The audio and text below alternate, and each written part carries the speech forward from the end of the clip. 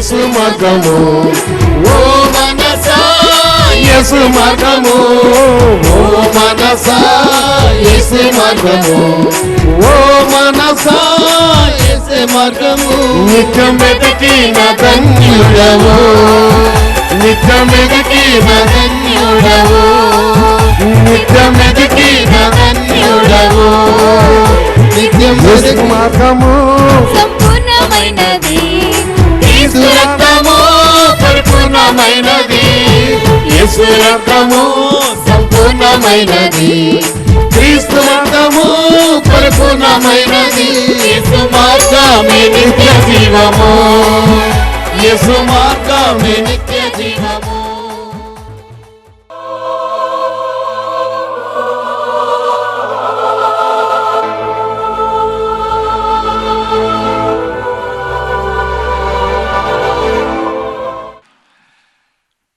దేవుని బిడ్డలారా, దేవుడు తన మహాకృపను బట్టి మనం ప్రేమించి అనిచ్చిన అవకాశం, ఆయన కనికను చూపుటయందు సంతోషించువాడు గనక నిరంతరము కోపం ఉంచడు. అంశం, ఆయన కనికను చూపుటయందు సంతోషించువాడు గనక నిరంతరము కోపం ఉంచడు. ప్రియమైన నా సహోదరి సోదర, దేవుడి ప్రేమమూర్తి, ఈ సర్వోన్నతమైన దేవుడు మనం ప్రేమించి ఆయన పరిశుద్ధ నామంలో మనం జ్ఞాపకం చేసుకొని నాడు నేడు ఏకరీతుకున్న తండ్రి తన పరిశుద్ధమైన ప్రేమలో మన దాస్తూ మన యందు కనికరు చూపుటకు ఆయన ఆనందించే దేవుడుగా ఈ దినమతలో మన ఎద్దకు వచ్చిన వాడు. ఎంత గొప్ప దేవుడా! జాగ్రత్తగా, దేవుని ప్రేమ గొప్పది, దేవుని కనికరం గొప్పది, దేవుని కటాక్షం గొప్పది. దేవుడు సర్వోన్నతమైన దేవుడు, దేవుని యొక్క పరిశుద్ధమైన సన్నిధిలో తన ప్రేమను ఉంచినవాడ. సహోదరి, చిన్నవారు పెద్దవారు విద్యావంతులు ఈ కుటుంబ ప్రాంతంలో ప్రవేశిస్తూ చాలామంది కూడా ప్రయాణాల్లో ఉంటూ కూడా వాక్యం వింటూ ఉన్నవయ్యా అని చెప్తుంటారు. రూములో ఉన్నవారు లేక వారి వారి పరిస్థితులు వారి విధానాలు బట్టి మరి పరిశుద్ధాత్మదేవుని యొక్క నామములో కుటుంబ పరంగా చూస్తున్న వారు, నా ప్రియమైన సహోదరి సహోదర, దేవుని ప్రేమతో మనకి ఇటు కృపించాడు. మన చిన్నవారమి, మనము దేవుడు వెనక కూడా బ్రతికిన వారమి. దేవుడైతే నేనున్నానని రుజువు చేసి ఆయన కృపను అనుగ్రహించి ఆయన కటాక్షం కలగజేసిన వాడు. అందుకొరకే ఈ సమయము మన యందు ఉంచిన దేవుడు, ఆయన కటాక్షం మనపై ఉంచిన దేవుడు. నిజంగా విషయాన్ని గ్రహించాను. దేవుని వాక్యంలో మీకా గ్రంథము 7:18 సెకండ్ భాగంలో చెప్తున్నాడు, ఆయన కనికరము చూపుట యందు సంతోషించువాడు. ఎవరైనా?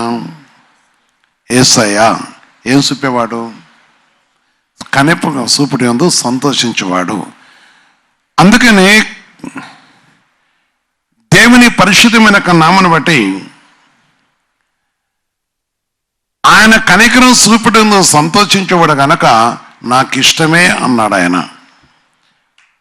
మార్క్స్ వార్త 1వ అధ్యాయంలో చెప్తాడు, ఒక కుష్ఠరోగి వచ్చి నలపేటలో యేసుప్రభు నీకు ఇష్టమైతే అన్నాడు ఆయన. ఆయన కనికరపడి, ఏమడి కనికరపడి, ఎందుకంటే ఆయన అడిగిన విధం ఆయన మొక్కి, ఆయనకు మొక్కి నీకు ఇష్టమైతే నన్ను శుద్ధినిగా చేయి, నీకు ఇష్టమైతే నే ప్రభు, నీ ఇష్టాన్ని నీవు కనికరం గల దేవుడవని, నువ్వు కటాక్ష గల దేవుడవని, నువ్వు కరుణించే దేవుడవని, నువ్వు ఆదరించే దేవుడవని, మా స్థితిగతులు పెరిగిన దేవుడవని, ప్రతి మనిషి విషయంలో కూడా నీకున్న ప్రేమ గొప్పది, ప్రతి మనిషి వల్ల నీకున్న నీ ఉద్దేశం గొప్పది, ప్రతి మనిషి వల్ల నీ యొక్క ఉద్దేశం గొప్పే కనుక అందుకని నీ నామం ఘనమైన నామం,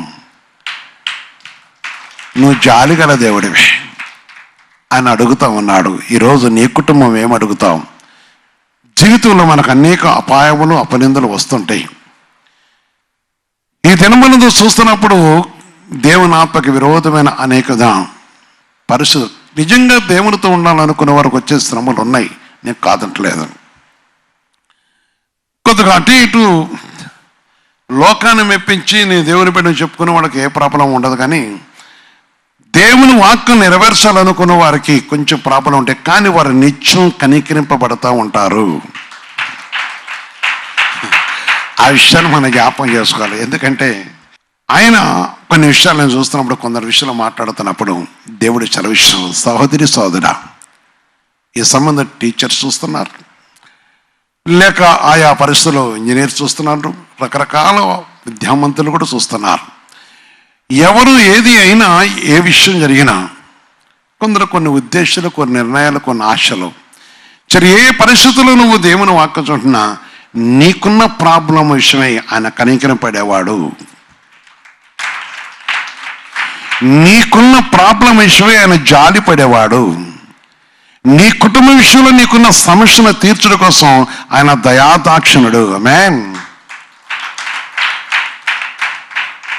ఆయన దయ చూపిస్తున్న దేవుడా, నిజంగా ఆయన ప్రేమ గల దేవుడా. ఆయన ప్రేమ గొప్పది. దేవుని వాక్యమును గ్రహించినప్పుడు, ఈ కుటుంబ ప్రార్థనలో పాల్గొంటున్నప్పుడు, కుటుంబ ప్రార్థనలో నీ జీవితాన్ని చూస్తున్నప్పుడు, ఆయన పరిశుద్ధమైన నాను బట్టి, ఆయన పరిశుద్ధమైన సన్నిధిలో ఆయన సన్నిధి కాంతిని కనపరుస్తున్న దేవుడా, ఆయన పరిశుద్ధమైన నామం మన మధ్య ఉంచిన దేవుడా. సహోదరి, ఆశతో ఆయన పరిశుద్ధమైన నామని పడడం జాలి పడుతున్నవాడు. ఆలోచించండి, నాకు సహాయం ఎక్కడ? కొన్ని కుటుంబ నిరాశతో కొందరు భార్య భర్తలు కూర్చొని విచారణ చేస్తుంటారు. మన పరిస్థితి ఇంతేక. కొందరు గర్వంతో ఉంటారు, అది వేరే విషయం. కొందరు కొన్ని ఊహలతో ఉంటారు, అదంతా కాదు. ముఖ్యం ఏంటంటే పరిస్థితిని బట్టి. ప్రతి మనిషికి ఎప్పుడు సమస్యలు ఉంటాయని కాదు, లేవని కాదు. మనిషి ఉండుట కోసం తన ప్రవర్తన బట్టి శుద్ధపరచుకునేవి ఉన్నాయి. దేవుని యొక్క పరిశుద్ధ నామంలో దాన్ని కొట్టివేసుకోవటం కోసం, అణిచివేసుకోవటం కోసం తన వాక్యంపై ఆధారపడేవారు ఉన్నారు. మనం దేవునిపై ఆధారపడుతున్నప్పుడు పరిశుద్ధత దేవుడు సెలవిస్తున్నమాట. ఆనందించే దేవుడు, నీ విషయమే ఆనందం కలిగిన దేవుడా. నీ రోదను చూసి, నీ బాధను చూసి, నీ కష్టమును చూసి, నీ విరుకును చూసి, నీ ఇబ్బందిని చూసి ఆనందించే దేవుడా. ఎందుకంటే నీకు అట్లా జరగాలని కాదు, నీకు సహాయం చేయాలని, నిన్ను ఆదరించాలని, నీకు సహాయం చేయాలని. కొందరు యవనస్తులు నాతో చెప్తుంటారు, వాస్తవంగా నా జీవితంలో కూడా నేను అలాంటి క్రియలు బాగా ఇష్టపడేవాడిని, జరిగించేవాళ్ళం. ఎవరికైనా ఏదైనా జరిగితే వారు హెల్ప్ చేయాలని తపన పడుతుంటారు. వారి శత్రువులైనా సరే వాళ్ళ దగ్గర పోయి పనిచేయటం చూస్తుంటారు. అది మంచి మనసు, ఆశ ఉంటుంది కొందరికి. దేవుని సన్నిధిలో ఆశపడేవాడు. ఈరోజు దానివల్ల చాలా మంది ఇటుంటే ఇటు చూసుకుంటూ వెళ్ళిపోతారు. అది దైవచిత్తం కాదు. కనికరము, దేవునికైతే అలాంటి ఉద్దేశం ఉండదు. కనికరం పడేవాడు. ఒక మనిషి బాధతో ఉంటే చూసి తల ఉంచుకోడు ఆయన. ఆ మనిషి దగ్గర రాటుకొచ్చ ప్రయాసపడతా ఉండడు. ఆ మనిషి ఎందు ఆశ కలిగిన వాడు. అందుకే యేసుప్రభు యొక్క హృదయం ఎంతో గొప్పదంటే, ఒక తల్లి ఏడుస్తూ ఉన్నది, బహుగా ఏడుస్తుంది, దుఃఖముతో కన్నీళ్లు కారుస్తుంది. అందరూ ఆమెను వాదారుస్తున్నారు, బాధపడుతుంది, ఏడుస్తుంది. అందరూ ఆమెను వాదారుస్తున్నారు. ఆమె దుఃఖం ఆగట్లేదు. ఆమెను చూశాడు యేసయ్య, వెంటనే వెళ్ళిపోయాడు. మోసుకొని పోతున్న పాడను ఆపాడు. అతను లేపి ఆ కుమారుని తీసుకొచ్చి ఆ తల్లికి ఇచ్చాడు. ఆమేన్. ఎదురుకొస్తేనే భయపడతారు కదా. నా యేసు ఎంత జాలి గలవాడు. అనుముట్టి ఆ తల్లి దగ్గర అమ్మాయిడుగా నీ కుమారుడు అన్నాడు ఆయన. ఎంత గొప్ప తండ్రి! కనికిని గల దేవుడా, జాలి గలేసా. యేసు గుణలక్షణ జాలి గలవి. మనిషి వెళ్ళరా, అందుకని అట్టి మనసు కలిగి ఉండాలన్నాడు. అందుకనే పౌలు గారు అన్నమాట, నేను మీ వంటి వాడిని, కానీ ఇప్పుడు ప్రభు వంటి వారు కావదా అంటే ఇప్పుడు మీరు నా వంటి వారు కావాలన్నాడు ఆయన. కారణం ఏంటంటే ప్రభు యొక్క చిత్తం నెరవేర్చుక ప్రభు కవిగిట్లోకి వచ్చాడు కనుక, ప్రభు యొక్క ఉద్దేశం నెరవేర్చుక ప్రభు పాదాలకు వచ్చాడు కనుక, ప్రభు యొక్క చిత్తము నెరవేర్చుకుని ప్రవేశించాడు కనుక ప్రభు వాక్యం చదువుతుంది. ఆయన ప్రేమవాడ, ఒక మనిషిని వాదార్చేవాడ, కనికరించే దేవుడా. ఆయన కృప గొప్పది, ఆయన సన్నిధి గొప్పది, తన ఉద్దేశం చాలా గొప్పది. నా ప్రియమైన సహోదరి సోదరా, నిన్ను ప్రేమించిన దేవుడా, మన యందు తన కృపను ఉంచిన వాడు. ఈరోజు పరిశుద్ధ దేవుడు చెప్తున్న ఒక మాట మనం చూస్తున్నప్పుడు, అందుకనే జాలిగల దేవుని తటస్యం భయపడద్దు. ఒకేసారి గాలి వచ్చి మబ్బులు పుట్టి ఉరుముతూ ఉన్నప్పుడు కొందరు ఆందోళన చెందుతుంటారు. అది కొంత టైం తర్వాత వెళ్ళిపోతుంది, నెమ్మలు పడుతుంటారు. జీవితంలో కూడా వ్యాధి కానీ, బాధ కానీ, శ్రమ కానీ, శోధన కానీ ఆ విధంగా ఒకేసారి మనుషుల మీద ప్రవేశిస్తుంటుంది. కానీ ఈ కరుణమూర్తి రెక్కల కింద దాచేవాడు, ఆదరించేవాడు. యెషయా 57:16 చెప్తున్న ఒక మాట, నేను నిత్యము పోరాడువాను కాను, ఎల్లప్పుడూ కోపించువాను కాను, అలాగూ నేను వెళ్ళలా నా మూలముగా జీవాత్మ క్షీణించును. నా వలన జీవాత్మ క్షీణించను. ఎవరు క్షీణిస్తున్నారు? జీవాత్మ క్షీణించను. నేను నిత్యము పోరాడమని కాను. ఆయన పోరాడడు. యేసయ్య పోరాడితే మనిషి ఏ మనిషి కూడా నిలిచాడు. దేవుడు పోరాడితే ఏ మనిషి నిలిచి ఉండడం. దేవుడు కోపంతో సొదొమ గొమొర్రాలాగా అయిపోతాడు అది. కానీ ఆయన అలాంటి వాడు కాడు. ఈ దినములో కృపా దినములో అని మనిషి నీకు ఇష్టమించిన ఉండాలని కోరుకోవట్లేదు. ఆయన ప్రతి మనిషి దేవునితో ఉండాలని కోరుకున్నాడు. పరిశుద్ధ దేవుడు మన ప్రేమిస్తున్నాడు. ఈ సర్వోన్నతమైన దేవుడు నీ వేళ కనికరం వాడ. నా ప్రియమైన సహోదరి సహోదరి జ్ఞాపకం చేసుకురా.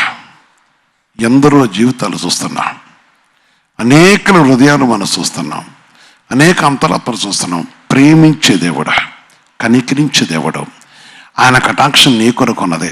ఎటు చూస్తున్నావు? నీ ఇంట్లో ఉన్నావు, వాక్యం వింటున్నావు, నీ మనసు ఎక్కడ పెట్టుకున్నావు? నీ హృదయం ఎక్కడ పెట్టుకున్నావు?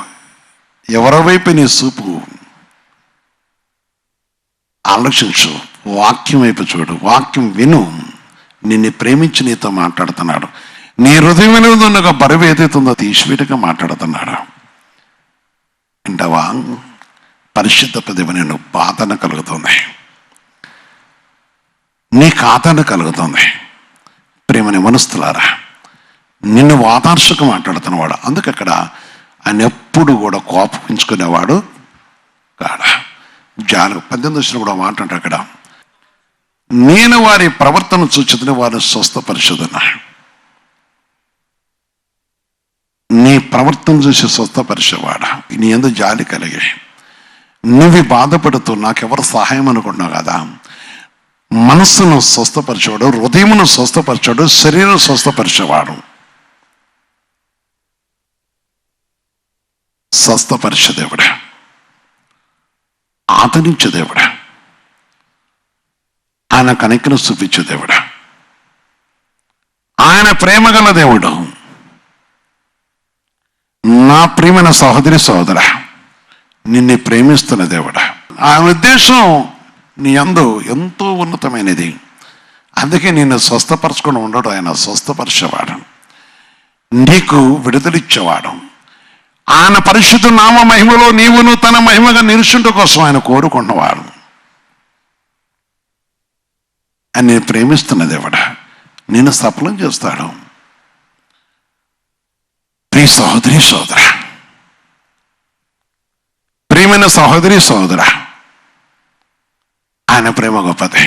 అందుకొరకే దేవుడు ప్రతి మనిషిని కూడా ఆయన కనికరం చూపించే దేవుడు. తన పరిశుద్ధమైన సన్నిధిలో మన యందు తన కృపణించి నీపై తన కటాక్షించి కరుడు చూపిస్తున్న దేవుడు, కటాక్షం చూపిస్తున్న దేవుడు. ఆయన జాలి గల దేవుడు. తల్లి నా దగ్గరకు వచ్చి మాట్లాడుతా మేమన్నదంటే నా కుమార్తె వల్ల దేవుడు కనికరం చూపిస్తారాయా అన్నది. నేను చూడలేని స్థితిలో ఉన్నాను. నేను ఈ పరిస్థితిలో ఒక రాత్రి అర్ధరాత్రిలో ఫోన్ చేసి మాట్లాడింది. వేరే రాష్ట్రంలో ఉన్నారు. తర్వాత అయిపోయింది. అయ్యా నన్ను నేను తప్పించకపోతే నేను చచ్చిపోతానంది. తన కొడుకు తన యొక్క అల్లుడు గారు రాష్ట్ర విధానాలు బట్టి ఏదైతే మాట్లాడారు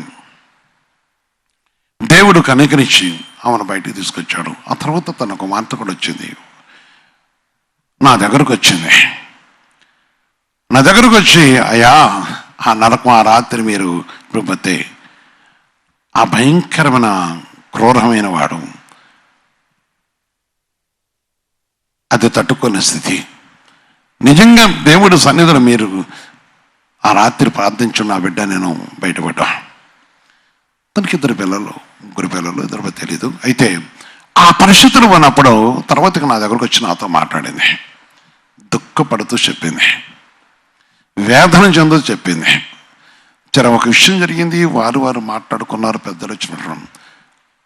అప్పుడు దేవుడు నీ కుమార్తెల కనికరం చూపిస్తే తిరిగి ఆ బంధకములో దేవుడు ఉన్నాడు.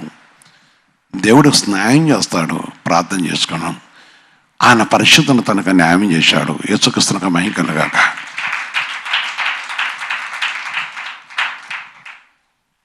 నా ప్రియ సహోదరి సోదర, నాడు నేడు ఎక్కడెత్తుకునే దేవుడు. అందుకే లోకస్వాత 1:50 ఆయనకు భయపడే వారి మీద ఆయన కనికరము ఎవరికి ఉంటుంది? ఆమేన్ ఆమేన్. ఎవరికి ఉంటుంది? ఎవరికి ఉంటుంది? ఆయనకు భయపడే వారి మీద ఆయన కనికరము తరతరములు ఉండును. ఆమేన్. అయ్యా మళ్ళీ నాకు ఎందుకు ఇట్ట అయిందో నీకు ఎందుకు కాలేదు? భయం విడిచిపెట్టావు, భక్తిని విడిచిపెట్టావు. కొందరికి డబ్బు వస్తుంది విడిచిపెడతారు, కొందరికి పోయిందనికంటే ఎక్కువ వస్తే యేసుప్రభుని విడిచిపెట్టేస్తారు. కొందరు జీవితంలో చూస్తున్న రక్తభీతి ఎక్కువ వాళ్ళకి. దేవుని పక్కన పెడతారు, వాళ్ళ కోసం పరిగెత్తుతారు. నా ప్రియ సహోదరి సోదర కావచ్చు ఈ విషయాలు కొందరు నన్ను తెలిసిన వాళ్ళు కూడా నీకేం తెలుసురా నాయన అనేవాళ్ళు కూడా ఉండొచ్చు. వాస్తవమే కాదట్లేదు. నాకు తెలియదు, నీకు తెలిసింది నాకు తెలియదు, నీకు తెలిసి నాకు తెలియదు. నాకు తెలిసింది ఆయనకు భయపడటం నాకు తెలుసు, ఆయన భయపడటం నాకు తెలుసు, ఆయన ప్రేమించడం నాకు తెలుసు, ఆయన ఎందుకు ఉండటం నాకు తెలుసు, ఆయన దగ్గర నుంచి వచ్చే ప్రతిఫలం పొందటం నాకు తెలుసు. యేసుక్రీస్తు పరిశుద్ధ మహిమ కలుగాక. ఆలోచించండి. భయపడేవారు భయపడ్డప్పుడు, ఆయనకు లోపడ్డప్పుడు ఆయన కనికని నీ మీద ఉంటుంది కనుక నిన్ను దుష్టుడు ముట్టుకోడు,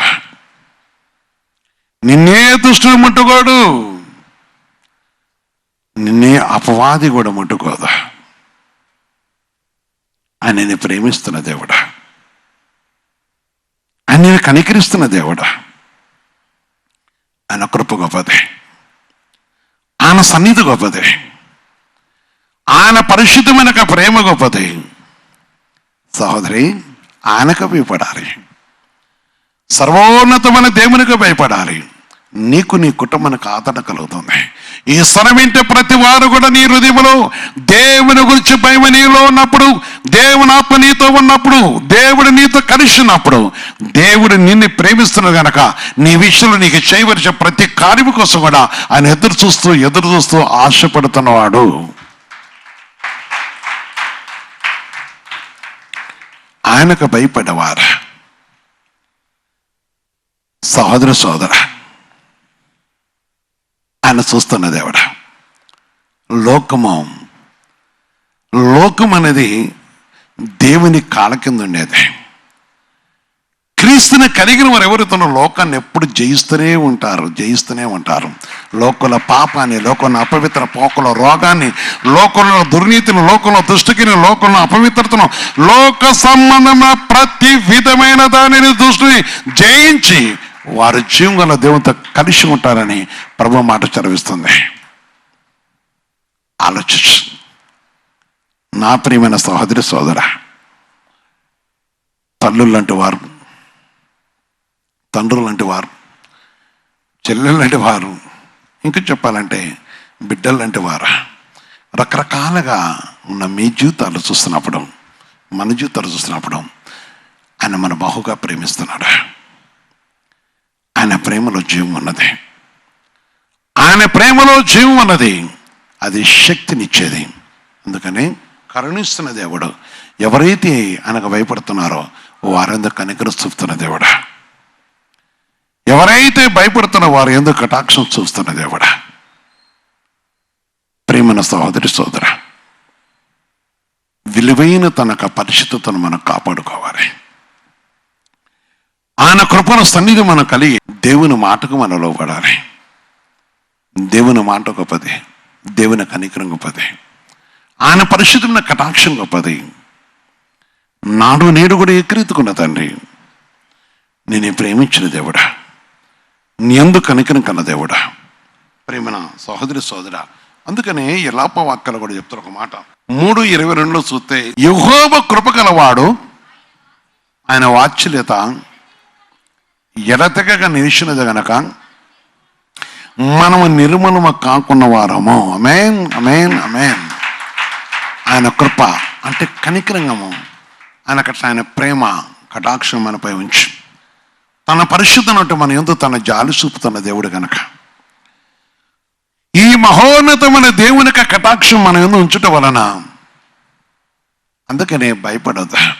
ఇది కొంతమంది అంటే కొందరు చాలా సులువుగా తీసుకుంటారు. వాళ్ళు చేసే తప్పితములు, వారు చేస్తున్న విధానాల్ని, వారు చేస్తున్న మోసాలు చూసినప్పుడు వారు ఏం చేస్తున్నారంటే దాన్ని బట్టి ఆత్మకి విరోధమైన ఉద్దేశాలు ఉంటే కనుక దాన్ని దేవునికి కనికరం వారు లక్ష్య పెట్టరు.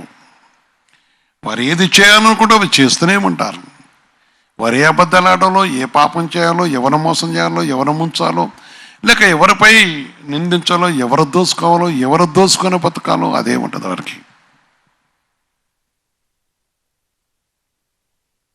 అంతే, అది కలిగి ఉంటారు. కృపను జ్ఞాపకం చేసుకోరు, ఆయన కటాక్షను జ్ఞాపకం చేసుకోరు, ఆయన దయని జ్ఞాపకం చేసుకోరు. ఈరోజు ఆలోచించు, ఆయన కనికరమని జ్ఞాపకం చేసుకోవాలి. ఆయన దయగలవాడు, తన కృపను మనం జ్ఞాపకం చేసుకున్నవాడు, ఆయన కనికరం గలవాడు.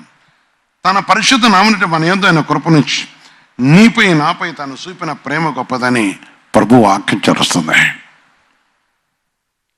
మన యందు ఆయన ఉంచిన కనికరం చాలా గొప్పది. ఆయన విలువైన నామను బట్టి, తన శ్రేష్టమైన పరిశుద్ధమైన నామను బట్టి చూస్తున్నప్పుడు దేవుడు చదివిచ్చే మాట. అందుకని తన ప్రేమలో ఉన్న అమూల్యమైన తన కటాక్షను మనం జ్ఞాపకం చేసుకోవాలి. నాడు నేడు ఏకరీతుకున్న తండ్రి, నేను కనికరించిన దేవుడు, ఆయన ప్రేమలో మనం దాయబడడం కోసం సహోదరి సోదర, మన కుటుంబంలో ఏ విధంగా మనం ప్రభునందు నిలిచుంటామో, మన కుటుంబ విషయంలో మనం ఏ విధంగా ప్రభుతో కలిసి ఉంటామో ఆ విధంగా మన కుటుంబానికి మన క్రియలు బట్టి మన ప్రతిఫలం ఇస్తూ ఉంటాడు. మన ప్రతిఫలం ఇచ్చేవాడు, మన ప్రవర్తన బట్టి ప్రతిఫలం ఇచ్చేవాడు, మన కుటుంబంలో మనం చేసే పనులు బట్టి మన ప్రతిఫలం ఇచ్చేవాడు. మనం ఏ ఉద్దేశంతో ప్రభు యొక్క పనిలో ఉంటామో ఆ ఉద్దేశంతో ఆయన మన జీవితానికి కావాల్సిన సహాయమును దయచేసేవాడు.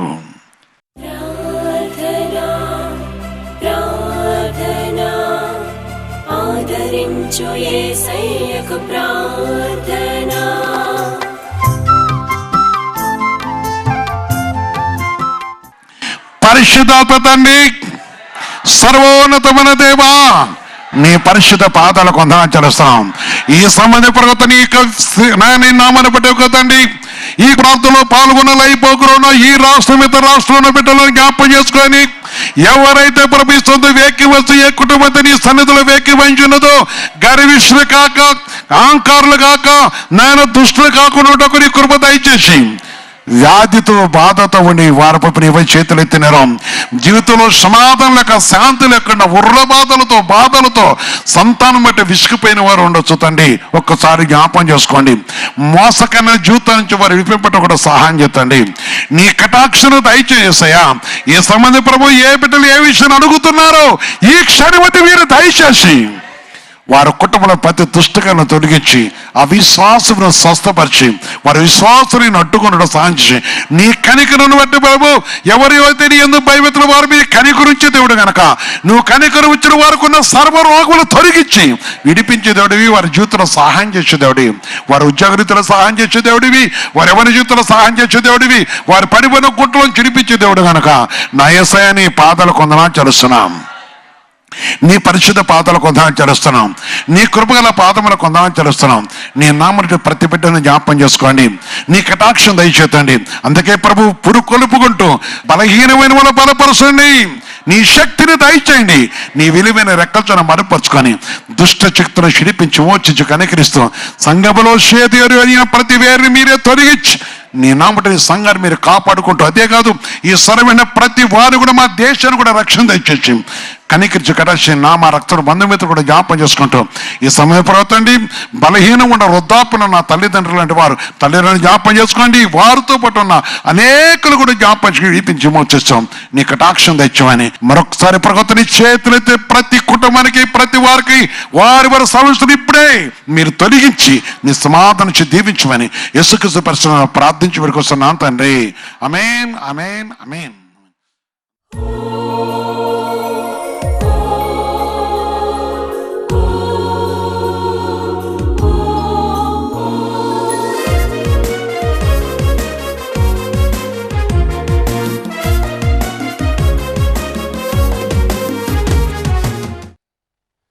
చనిపోతుండయా నాకు తెలిసిన చనిపోతానని తీసుకొచ్చిన అన్నారు.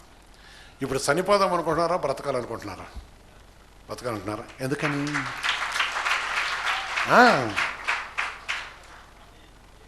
యేసు దగ్గరకు అన్నీ మంచిగాని